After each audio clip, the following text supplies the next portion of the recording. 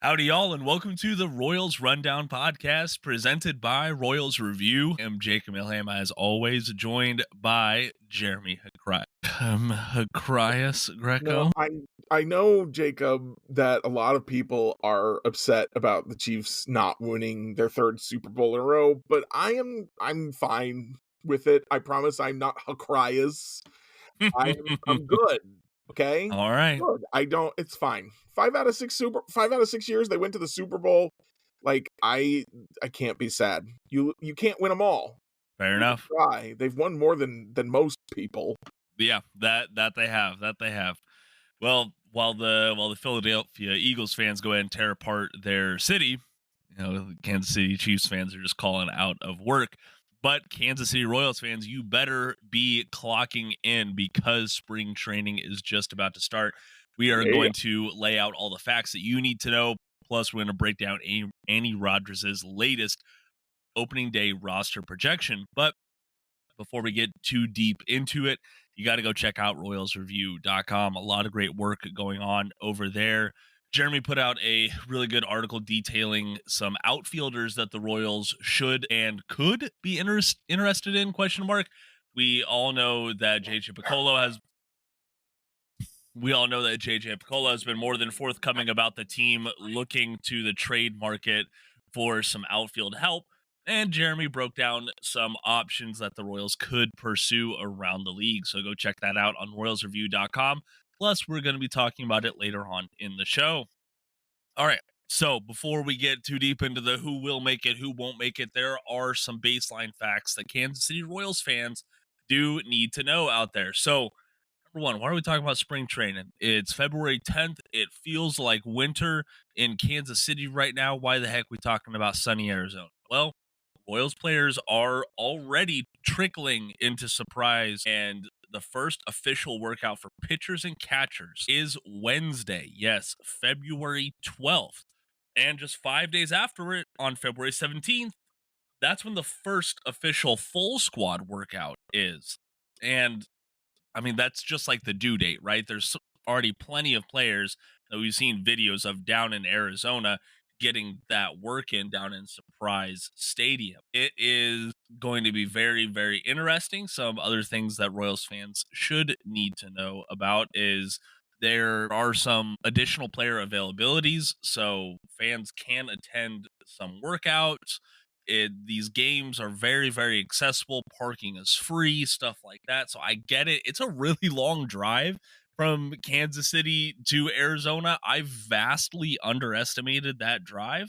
But if you're willing to fly down there or you want to take a little bit of a road trip before the baseball season begins, you should be heading to Surprise, Arizona sooner rather than later. Jeremy, are you excited for the workouts to start up at least? Man, here's the thing. Every year I get excited for the first game. I'm like, let's get some actual baseball played. And then after like one or two, I'm like, okay, can I have some baseball that counts, please? Yeah. Yeah, I absolutely shared that feeling because I remember last spring training I was at a different spot than I am now, but I would be driving home and I could turn on a spring training game. And it was nice to hear the broadcast again and get back into that rhythm, things like that. But after a while, some of the issues started to really grind on me, like broadcasters missing player substitutions or not knowing which players were on the field, and like you said, just baseball that matters again, because any good performance from a normally bad player is always like, oh well, it's just spring training, don't give it too much thought. Or any bad performance from a normally good player is like, oh well, it's just spring training, don't give it too much thought. I'm looking forward to those 162 games more than spring training So games. many. There's 62 is so many. The NFL is talking about adding an 18th game, and I'm just like, why do you need so many games? And then you bring back MLB, and it's like, oh yeah, 162. which is absolutely insane to me. Like, it's Kansas City sports fans don't have to wait for anything this year. Like, that's how it's been for the better part of a decade, which is just crazy to think of. And like I think about Daytona 500, it's this coming Sunday. That is another big marker for many sports fans out there. And I don't know, I'm really looking forward to baseball most of all, which is what we're here to talk about. So, Jeremy, why don't we go ahead and break down Annie's latest opening day roster prediction? Sure, let's do it. Before I go player by player, I you had a chance to look over this briefly. I did want to like, what were your feelings on this roster? Like these aren't any additions outside the organization. Like this feels like a very viable, a very possible opening day roster from Kansas City. So how are you feeling about it? My initial reaction is she and I agree on most things, which I think makes sense. The roster is pretty set in a lot of ways.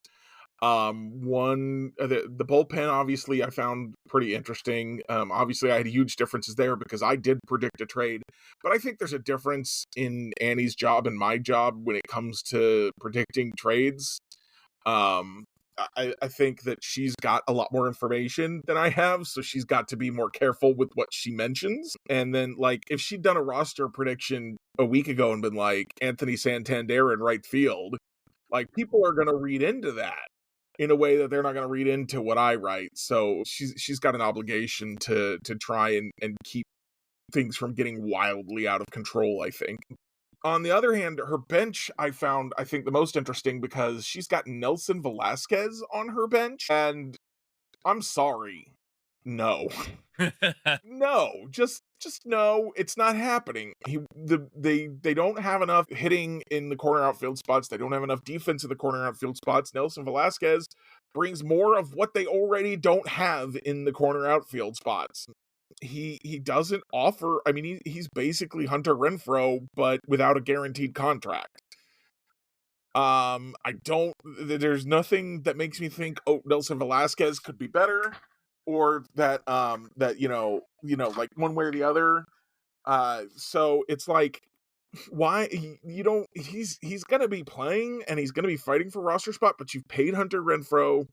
He's got the veteran experience. I honestly, I like Renfro's defense better. I feel like when one of the things Renfro does give us is, yeah, he's slow out there, but when he gets to the ball, he catches it pretty much every time. And you can't say that about MJ Melendez or Nelson Velasquez or even Dairon Blanco. And he's got a cannon for an arm, so he's got just a tiny bit more upside defensively than those guys, and he's being paid more. So I think he's got a roster spot, and I just, like I said, I don't see room for him and Nelson Velasquez. In mine, I had Joey Weimer there because he could pinch run and play center field. Yeah, Nelson Velasquez, you're absolutely not putting in center field. no, He's absolutely basically not. he's a designated hitter on a team where they've got two second basemen, one of whom is going to have to be the designated hitter probably. Right, exactly. So I want to go position by position real quick. There's not a ton of surprises. You did detail one already. Nelson Velasquez getting us a spot on the 26-man roster. Two catchers, no surprise there. Salvador Perez and Freddie Fermin. It's crazy to think Salvador Perez entering his 14th MLB season, going to be the opening day starter back there, barring a worst case scenario. Only one first baseman listed, Vinny Pasquantino. No surprise there either. Two second basemen, like you said, we're going to be watching the Jonathan India, Michael Massey race. I don't know if it's a race to second base, if it's a It's race to the outfield. I don't know which one it Can is. either of you play another position, please? Can you do that? India is going to get, I did find this interesting. India is going to get shots at third and left field. Massey's only going to get looked at in left field. They will not apparently try him at third base. So I'm not sure why. I mean, I don't think it's an insult. I don't think that they're necessarily making the wrong decision, but it is interesting to me that personally, I think that I guess if I was going to read anything into that, I would read into it that they really would prefer Massey to stick at second base and India to find a new position. And I I think so. think that makes sense because the Royals had a pretty good double play combo last year with Bobby Witt Jr. and Michael Massey up the middle. You Hmm. don't want to break that up unless you really don't have another option. Yeah, that makes sense. The only time can create that sort of chemistry.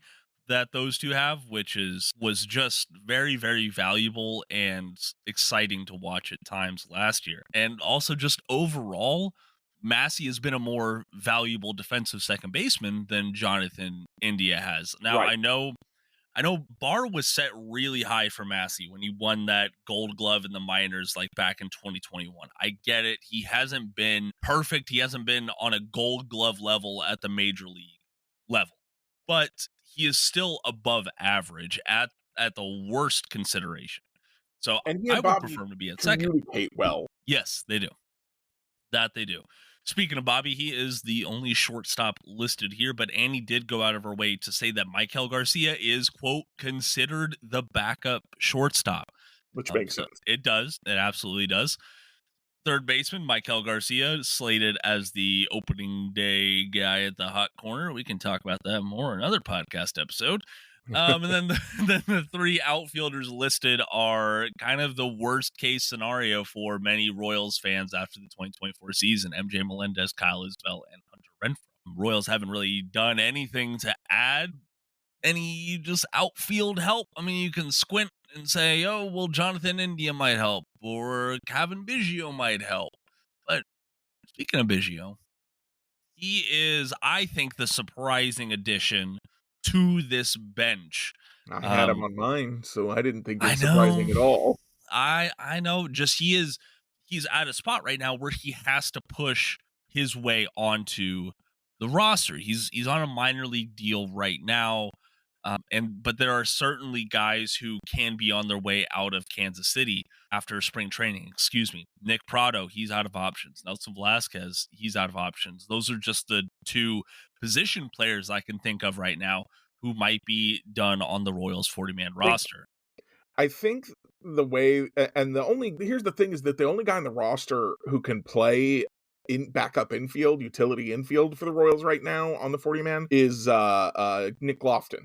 And I Yeah. think the Royals have already told us all we need to know about Nick Lofton. They had him on the roster to start the year. They gave him a shot. It did not work, and they said, "Okay, see you never." I mean, Mm-hmm. they brought him back up instead of Nick Prado when Vinny went down for an injury, which tells you all you need to know about Prado. And then immediately got rid of him again. I'm sorry, I know a lot of people are very excited about him, think he could be very good, but the Royals are like, nah, we're gonna get Garrett Hampson. We're gonna pay Adam Frazier $4.5 million to do this job, and so they don't want Nick Lofton. They need somebody else to do it. They've specifically, for whatever reason, said they wanted a lefty. Kevin Biggio fits that criteria in that he can put on a glove and stand at any position other than pitcher and catcher.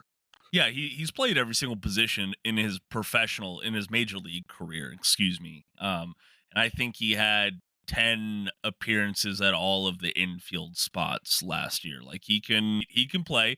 Like you said, that left-handed bat is probably another factor that's going to push him onto the opening day roster. So that's certainly something to watch. Other position players that Annie did list off here in the bench race specifically, Drew Waters, a more versatile and a threat on the bases, might get Okay. a chance. What'd you say? Okay. Yep. The stolen base Um, numbers don't tell me he's a threat, but sure. Nick Prado is also listed here, but she does remind readers that he is out of options. And with him being a first baseman and sometimes left fielder, there's not a ton of room for him on the opening day roster. And then lastly, Joey Weimer is listed as a bench option there. Going down to the starting pitching rotation, not a lot of surprises here. We've already detailed out how the top four is going to go plenty of times. It's that number 5 spot that we've been watching, and Annie gives us an answer here. She goes Cole Reagan, Seth Lugo, Michael Waka, Michael Lorenzen, and then lastly, Chris Bubich winning that coveted last spot in the rotation. It certainly feels like a race between Chris Bubich and Alec Marsh, and then there's like a little gap, and it's the rest of the field down here. I mean, Jeremy, you're a noted Chris Bubich fanatic. Yes. So how does it feel to give some credence to your Chris Bubich hope? I mean, I think that's the reasonable call. I think Alec Marsh has a lot of promise in him, but I also think that the Royals are a better team if he's their 6th starter than if he's their 5th starter. Yeah. Absolutely. And I think Alec Marsh is just a perfect guy to keep stretched out in AAA right now. We've talked several times on this podcast about how fortunate, I don't want to say lucky, but how fortunate the Royals were last year to have a relatively healthy rotation. And a lot of these other teams around the league, they were going down to their number 8, number 9 starting options at the AAA level. The Royals really never had to go beyond 7 at any given point, I would say. 6, So, really. yeah, I like 7 was was a stretch. I can certainly say 6. Yeah. I mean, I I know they used, I think, 9 or 10 different starters, but, there was an injury, so Bolin stepped in for one start. There was an injury, so Lynch stepped in for one yeah, start. And then there was an injury, so when Lorenzen stepped in, it wasn't even for an injury, it was just because Marsh had thrown a lot of innings and was starting to get hit. right. And I think there was a Dan Altavia start in there Yeah, that somewhere. was Do the you remember that? opening for Daniel Lynch, I believe. Yeah. Oh, that's right. That's how that tandem went. So I do think that the interesting factor that Royals fans need to watch in spring is what happens with the quote unquote loser of the Chris Bubich and Alec Marsh race. Are they going to get, because both of them could very well play in the bullpen at the major league level? We saw it from Bubich. I think Marsh does have some upside as a reliever, but both of their values are greatest if they are a starter. Even, I would argue, even if that's as a number 6 starter Yeah, for down sure. on the farm. So I think that's something to keep an eye on. Some other starters that fans already know about, but should keep tabs on: Daniel Lynch the fourth, Kyle Wright, Jonathan Bolin, and Noah Cameron could force his way closer to the picture at least. And it is worth noting that Annie said Bubich might have an innings limit. Um, That makes sense. it does. This is going to be his first season, or his first full season, excuse me, following Tommy John. I know he played a good amount in 2024, but still Right. not the entire season. Moving on to his former bullpen compatriots, she does have Alec Marsh landing in the bullpen here, followed by Lucas Urseg, Carlos Estevez, Hunter Harvey, Chris Stratton, John Schreiber, Angel Zerpa, and Sam Long. I feel like there's not a ton of surprises in that bullpen. And Jeremy, I don't know about you, but I feel good about that bullpen right now. It's not perfect, but I definitely think it's one of the better options the Royals have available to them. Yeah, so in my iteration, obviously, I didn't have Hunter Harvey or Angel Zerpa in there. Instead, I had Daniel Lynch the fourth and Carlos Hernandez. And here's the thing: is those two guys are, well, Lynch is in the minors on hers, I guess, and Hernandez is cut because he doesn't have any Yeah, options left. He might slip through waivers and get outrighted, but I doubt it. I don't think so. You can try and hide him, release him when everybody else is releasing guys, but somebody's going to look at him and go 100-mile-an-hour fastball out of the bullpen. Let's see if we can figure this out. So, to me, I guess the surprise is Carlos Hernandez isn't on that roster. Somebody will grab him if the Royals let him go.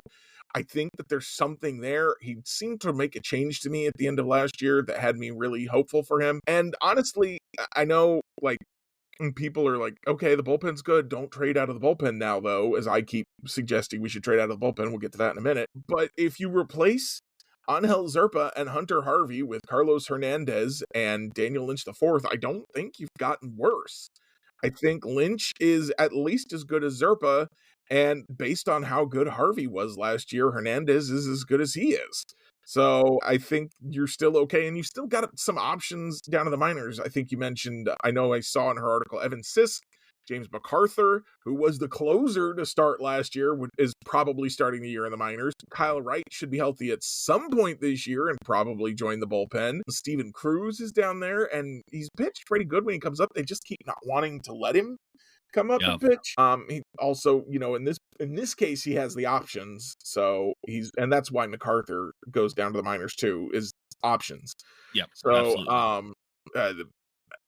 the Royals, I think it makes a lot of sense to trade out of the bullpen. They've got depth there even after they trade out of it. And I just, and other teams will be cutting guys at the end of spring training that you can add as depth for the bullpen as well. So I just, yeah, well, we'll get to the trades in a second. But yeah, the bullpen, I think, is good. It's strong. I just think it should end up looking differently. It should have different pieces in it than it currently does, because I think some of those guys should be gone. Yeah, and I would argue I don't think that those guys should be gone simply because of underperformance. I Right. just think No. that Right. it is like you're saying, it's moving some pieces from depth at a spot that not every team is reliably deep at. You know, relief, we've seen it in Kansas City plenty of times. Relief pitchers can come out of nowhere and be very, very valuable. Sam E- Long was that case last year.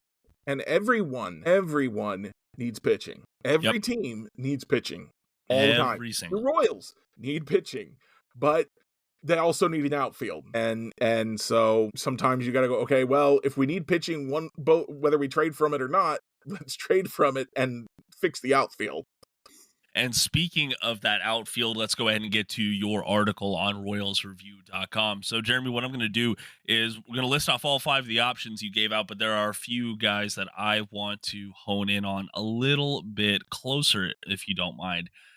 So you start off with, of course, Taylor Ward. You've been beating the table for that man for a long time. I just hope that the Los Angeles Angels would take your deal. I think the one that a lot of fans are excited about is Heston Kjerstad from the Baltimore Orioles, Sure. but you also throw out another Orioles outfielder in Cedric Mullins, who would be interesting. And then you go over to the New York Mets for Starling Marte. And then lastly, you go down to the Texas Rangers for Adolis Garcia, which I was a little surprised about. Let's go ahead and focus on Mullins for a second. So Mullins is a center fielder by trade. I think that's where he fits in best for many teams. Why did you include Mullins on your list? So one of the things that I was trying to focus on was teams that had added bats since the Royals rally.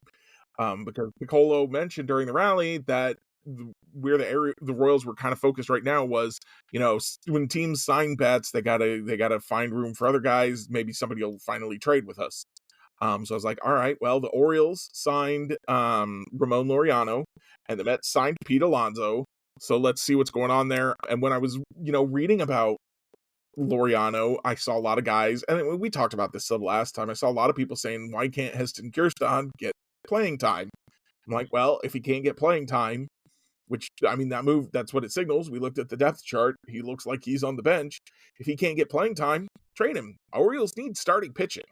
They need it bad. They've been trying to get Dylan Cease from the Padres. Sounds like the Padres are asking for a lot for him. Jordan Westberg was getting thrown around. Basalo, the catching prospect, was getting thrown around. So they're asking for a lot for Cease. So the Orioles might not want to pay it. So would they be interested in Alec Marsh? Now, this is where I looked at the Baseball Trade Values is a website Yes. that everyone likes to use. It's the best site that there is for trying to figure out what's a fair trade. And the problem is that it's the best site, but it's also not a very good site for that. Yeah. So what was weird to me is that Taylor Ward, Heston Kjerstad, and Cedric Mullins all had roughly the same value, despite the fact that Ward has 2 years of control, Mullins has 1 year of control, and Kjerstad has his whole rookie deal. Yeah. And they're all projected for about 2.5 WAR next year. Of course, that 2.5 WAR for Mullins is in center field. The Royals, if they acquired him, would want him as a corner outfielder. Kjerstad, I thought, with the starting point is going to have to be Alec Marsh. Baseball Trade Value says, yeah, just do a 1-for-1 swap there. And I'm like, that doesn't sound quite right. I know starting pitchers are valuable, but this Heston Kjerstad has been a top prospect. He's done nothing but hit in the minor leagues. He's got his whole deal ahead of him. Marsh has, I think he's got 2 years off of his rookie deal now that the Royals have used up now. So I thought, well, let's throw in a couple more guys. Let's throw in Angel Zerpa and James MacArthur, who is a guy that, he was a starter up until the Royals signed him or traded for him. And Max Reaper over at Royals Review, our own editor there, wondered if the Royals might just, stretch him out, see what happens. But if the Royals don't want to try that, maybe the Orioles do. So that's kind of where that thought process came from. And then Mullins, I didn't really know where to go with that one because I was like, well, that's obviously not his value. It's hard to tell what his value is. So I just said, maybe a Hunter Harvey for Mullins. swap would work. The more I think about it, the less likely I think that is, just because, the Orioles, I don't think they need a reliever enough to trade their starting center fielder for him. I think like the value lines up, Yeah. but not the need. Yeah, I would agree with that. And I So I'm not. don't Go go ahead. ahead. I was gonna say I don't know if the value or if the need, excuse me, lines up for both teams because for all the gripes that Royals fans have about Kyle Isbell, he is undoubtedly the most valuable part of the Royals outfield right now. So I think you have to prioritize the corners over that. Well, I would move Mullins to a corner outfield spot in that scenario, and I Gotcha. think his I'm sorry. defense would play up Yeah. in a corner outfield spot. I think Isbell's a better defender than Mullins at this point in their careers, and so Mullins would certainly be, I think, an upgrade over Melendez or Renfroe in the corner outfield spots. Absolutely. Absolutely.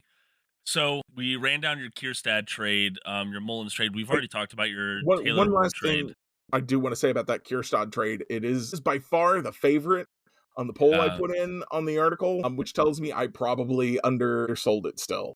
This is probably still not enough. so I don't know what else you'd add there, but probably those three guys are not sufficient to get that done. probably not, but I am gonna say this: Heston Kierstad is I'm not saying he's old or something, but he is going to be 26 opening day of Mhm. 2025. He is at a point where many people would put him outside of the prospect bracket, I think. Yeah, it's kind of make or break time. If Yeah, he doesn't debut with the club as a starter, he's not a prospect anymore. right. So at the end of the day, this would almost be kin to the Royals taking a flyer on a former top prospect. And if you think about it, Alec Marsh is probably a 4 or 5 starter on many MLB clubs. There might be a three starter in the Orioles. Exactly. They are desperate for starting pitching talent right now. And as much as that club looks like they're going all in at points, they're not going all in financially. So Alec Marsh would give them a controllable, cheap option to fill out that rotation. Plus, you talk about James MacArthur getting stretched out. What about Angel Zerpa? Like, he's not even 26 yet. He was a former starter.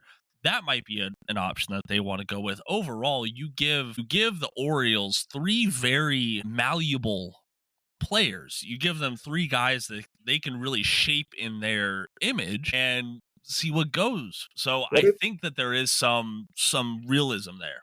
what if Baltimore came back and said, "All right, we're interested, but we don't want MacArthur. We want Noah Cameron." I'd say yes still. You'd still do that? All right. I'd still do that. I think I would too. Yeah. There's no such thing as a pitching prospect, as they say. And gosh, you got to fix that outfield. You really do. You really do.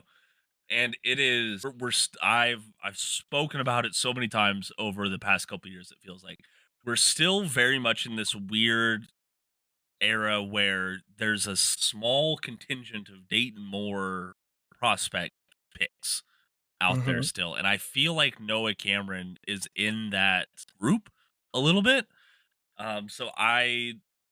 We saw it at the trade deadline last year with J.J. Piccolo sending out guys like Will Klein and Mason Barnett, guys from the previous regime that went out of town. And if Noah Cameron just isn't what the current Royals administration wants in a starting pitcher, well, then you got to capitalize when his trade value is greatest.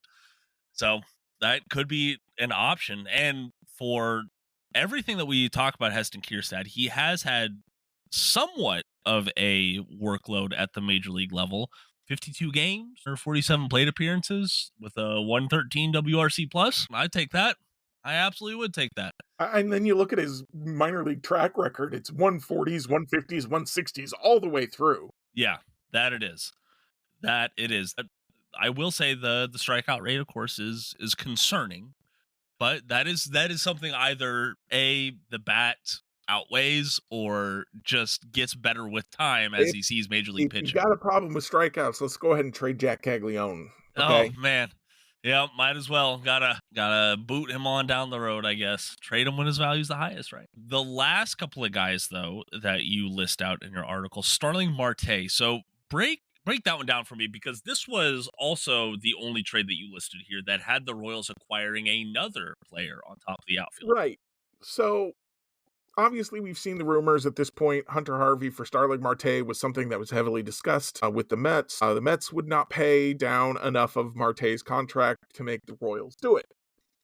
So I said, what if we had a creative solution to that? And I will admit, I did crib some of this off of a David Lesky idea. But so I said, what if they did Hunter Harvey and Hunter Renfroe, get rid of all your Hunters, for Marte and another rumored Royals trade target, Brett Beatty. So then you'd have some third base competition for Michael Garcia and Starling Marte in the outfield. Now, obviously, Starling Marte is getting up there. His defense is not as good. You talk about worrying that Profar might be a designated hitter in 3 years. Starling Marte might be a designated hitter this year. But then if you're upgrading again, Renfroe and Melendez don't play defense well either. So if you're upgrading their bats a little bit, and then Beatty at least gives you a platoon at third base, because he's a lefty over there, so he can be a Right. strong side platoon with Michael Garcia, you've still upgraded the offense, I think, in a significant way with that trade. And dumping the Renfroe contract gives the Mets some value back instead of just them forking over the money. It defrays that cost of that Marte contract a little bit, but it's hard to say whether that deal would work. Obviously baseball trade values again comes through in the clutch with some weird valuations, in that Starling Marte is so negative that the Mets would have to pay down his contract and add a couple million in order to get someone to take him straight up. Yeah. So obviously that's not going to happen. So baseball trade values doesn't like this trade either. But I would be an interesting one, not my favorite, certainly, out of all the trades, but I think it would be interesting. It would be. It would be.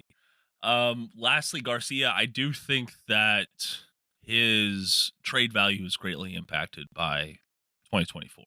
It is, that man was on top of the moon earlier, just like 2 years ago. I mean, he was a massive part of the Rangers going and winning the World Series. And all the PED testing You're talking jokes about aside, Adolis Garcia now. what'd you say? You're talking about Adolis Garcia now. Yeah. Okay. I just said Garcia, didn't I? And we were talking about putting Brett Beatty at third base. Yeah, so the Adolis Garcia trade, I just said Angel Zerpa for Adolis Garcia. Adolis had a bad year last year. He was real bad. He's on the wrong side of 30. Could he bounce back? Certainly. He could. And you're giving up a middle reliever who's got some questionable peripherals for him. I that's a deal that makes sense to just give you an option. Again, not my favorite trade, because you're looking, it's kind of like the Hunter Renfroe deal in that you're like, please give me some upside from what you were. But I don't know. David Lesky keeps talking about him. I reference Lesky a lot. David Lesky keeps talking about him. He thinks there might be something there. I want 5 is a better number, a more fun number than 4. So I wrote up the trade. There you go. All right. Nothing wrong with that. If you want to go read the full article or go engage with the comment section discussion, you can go sign up at royalsreview.com to make that happen. One more thing that I wanted to mention just about the Ward trade is that while I was looking at baseball trade values, it seems to think that you could swap Gavin Cross into my proposed deal for Carter Jensen and still do that deal. Obviously, I think most Royals fans would be all over that. Nobody believes in Gavin Cross right now, which absolutely begs the question, are we undervaluing Gavin Cross or are we overvaluing Carter Jensen? And I tend to think it's the former. Really? Or, excuse me, the latter. I think we're overvaluing Carter Jensen. I think that he's, he made a couple top 100 lists. The Royals have been talking about him a lot. But I have this sneaking suspicion. When I look at his numbers, like we were saying about Heston Kjerstad, 150, 160 WRC plus all throughout his minor league career. Carter Jensen, hits well, but he hits well for a catcher, not for an outfielder. He hits well for a catcher. He's 110s, a couple 120s, I think, in there. So you bring him up to the big leagues. He's not Salvador Perez behind the plate. He's Freddie Fermin, if his glove is the same level as Fermin's, and I don't know if it is or not. I don't So know if it is you're either. like, we can't trade Freddie Fermin's replacement, is what you're telling me when you tell me you can't trade Carter Jensen. Meanwhile, you've got Blake Mitchell, who maybe is Salvador Perez's replacement. Maybe so. And you've got a whole bunch of other catchers in the system too. Hung Chan Ramon Ramirez. So it's not like you trade Carter Jensen and you have no catchers in your system. You have no catchers near the big leagues. Somebody in the comments pointed out that if Salvador Perez and Freddie Fermin both get hurt, they don't have anybody if they trade Carter Jensen. My response to that is they don't have anybody with Carter Jensen. Carter Jensen is not Yeah. getting promoted in that scenario. He just made it to Double A last year. He's still young. He's not hitting the cover off the ball. You don't ruin your prospect by calling him up in that scenario. You save him for trading, or you say, I think we can develop him. We don't want to wreck his development by trying to rescue this season with that. And so they'd sign some guy off the street, or they'd call up Luca Tresh, and you go, well, that guy's batting ninth, and figure out the rest from there. I mean, for goodness sakes, like we saw Tyler Cropley at the major league level just to be the backup catcher. It's if it was something extended, I really hope that doesn't happen. But in that case, if Perez went down for an extended period of time, Fermin would just be the full time catcher, and you would have an emergency catcher. Like it's Yeah, just at that point, right now, what you're looking at is and Max Reaper, I think, said some of this in the comments as well. You're looking at Salvador Perez and Freddie Fermin are playing each about half the games behind the plate. The Royals this year, Salvador Perez gets hurt. Fermin starts playing all the games, and you call up a Luca Tresh, and he plays once a week, maybe right. twice. Yeah. And that's just what you do. You don't call up Carter Jensen for that. And if Freddie Fermin also gets hurt, well, now you want a veteran catcher. And then you have a veteran catcher, and Luca Tresh plays once or twice a week. And your veteran is your starter. Yep. You're not calling up a rookie and being like, you're the starter now, figure it out. And at that point, you're not worried about the organizational depth chart. You're just worried about replacing that player somewhat, like some aspect of their game in a pinch. And that's one part that makes the baseball season exciting for all of its twists and turns throughout the year. One more, well, speaking of organizational depth, the Kansas City Royals apparently added some more to the bullpen. They did sign relief pitcher Thomas Hatch to a minor league deal with an invite to spring training on February 7th. If you don't recognize that name, that is absolutely understandable. Hatch, he was a third round pick of the Cubs back in 2016. He's moved around from the Cubs to the Blue Jays. Then he went to the Pittsburgh Pirates for a little bit. Overall, not a great workload. He ended up with the Hiroshima Toyo Carp of the NPB for the 2024 season, but he didn't do great there either, even. So I think the Royals have to see something in Hatch specifically. There's some metric, there's something in his delivery that they think that they can tweak to get him back to what made him a third round pick back in 2016. But we'll see what he looks like down in Surprise. I'm not even factoring him in at all in the bullpen race. He's just organizational depth. Yep. All right, Jeremy, anything that I missed before we get on to reviews? I did want to. So on that poll I put up there, I did also add a couple options for you don't like any of those trades. Yeah. One was don't do any of those trades. I would rather the Royals punted on 2025 than made any of those trades. 9 people voted for that, which is, you won't trade Hunter Harvey for Adolis Garcia or Cedric Mullins. Apparently not. Given the opportunity and try and say that, okay, fine, I guess. But then 24 people, 4% of respondents, said the Royals don't need to make a trade. They're fine just the way they are, which, okay. Which is a choice to say the least. I've been going back and forth again with Lesky on this one, on his newsletter. He's got a great comment community over there, as well as the one at Royals Review, which the one at Royals Review is probably better, but I also love to debate with Lesky. He pointed out the Royals before Pasquantino went down were 5th in it was either the AL or the major leagues. Either way, good in runs scored before Vinny got hurt. So maybe the offense doesn't need fixing, but Boy, I'd feel a lot better if it was. Yep. Also, I'm sure a lot of the trend for MJ Melendez has been to get worse every year. mm-hmm. The trend for Hunter Renfroe is like we're assuming that they've already hit their floors, Hunter Renfroe and MJ Melendez. They could get They worse. could. It can always get worse. Royals fans should know that realism and that saying very, very well. And yeah, it's worth noting that Hunter Renfroe has been on like a 4-year decline year after year. And like Wrong you side said, of 30. yep. And MJ Melendez is just trending down and And down and down. for every guy like a Mike Moustakas who changes his swing and becomes a stud player, or George Brett for that matter, who Yeah, became a Hall of Famer when he changed his swing. There's a million guys who change their swings and don't get any better or get worse. So I know we're all really optimistic about MJ Melendez, and I remain optimistic about MJ Melendez swing changes. When I say I want another outfielder, it's because I want MJ Melendez getting most of the playing time in right field with maybe a short side platoon partner in Hunter Renfroe. That's what I'm looking for. I'm not saying don't play MJ Melendez. I'm just saying don't make MJ Melendez the 5, 6, 7 hitter. Make him the 8 hitter.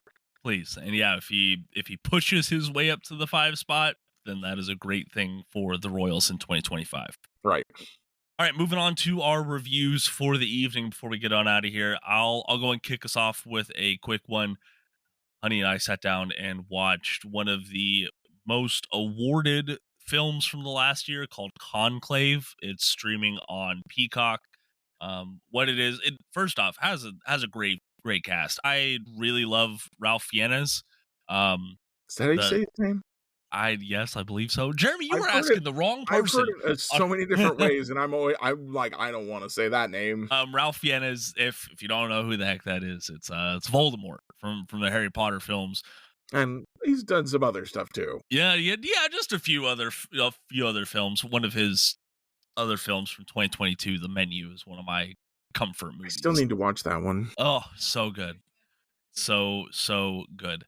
But what he is he plays a cardinal in the Catholic Church. He is tasked with running the process of selecting the new pope after one unexpectedly dies. And I would really describe this as like a political drama.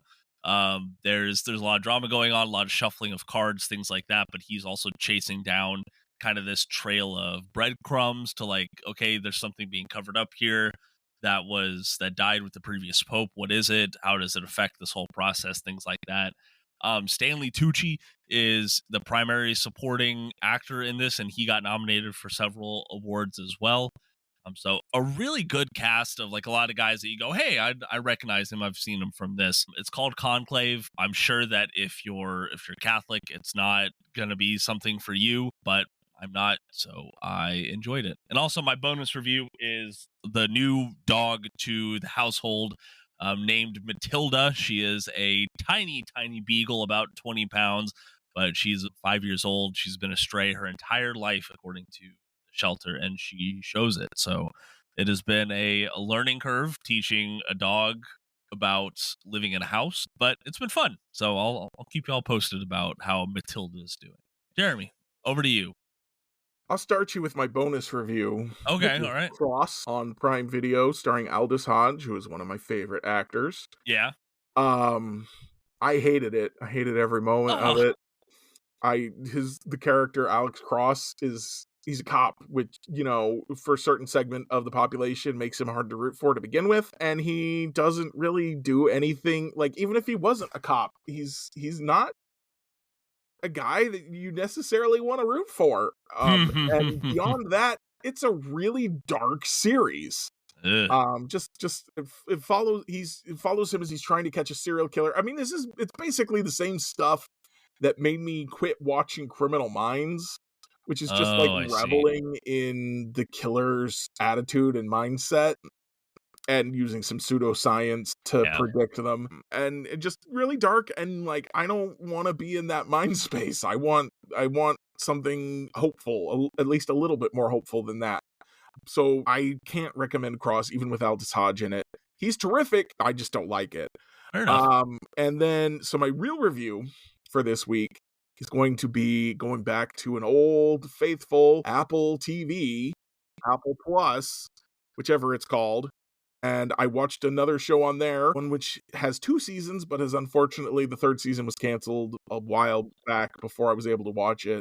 Or, I mean, before I watched the first 2 seasons even. Schmigadoon.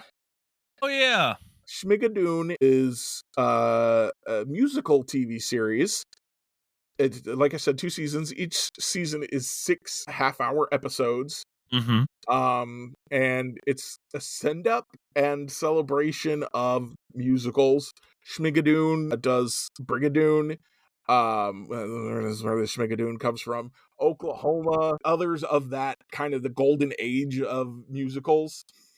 Okay. And then the 2nd season is which is they go to the next era, the Sweeney Todds, the Chicagos, the cabarets. And gosh, as a person who loves musicals, like to see the little call outs is hilarious. But even if you're not a fan of musicals, like you'll understand what's going on. You'll get it. You'll laugh. You'll have a good time.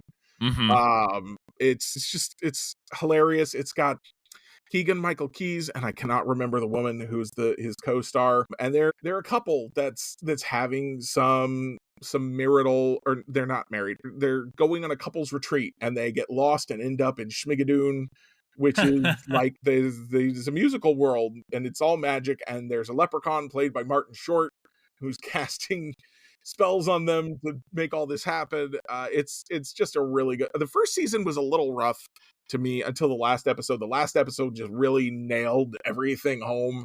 I was like, all right, good job. And then I literally binged the whole 2nd season Saturday. Or was it Friday? I did it in a whole day.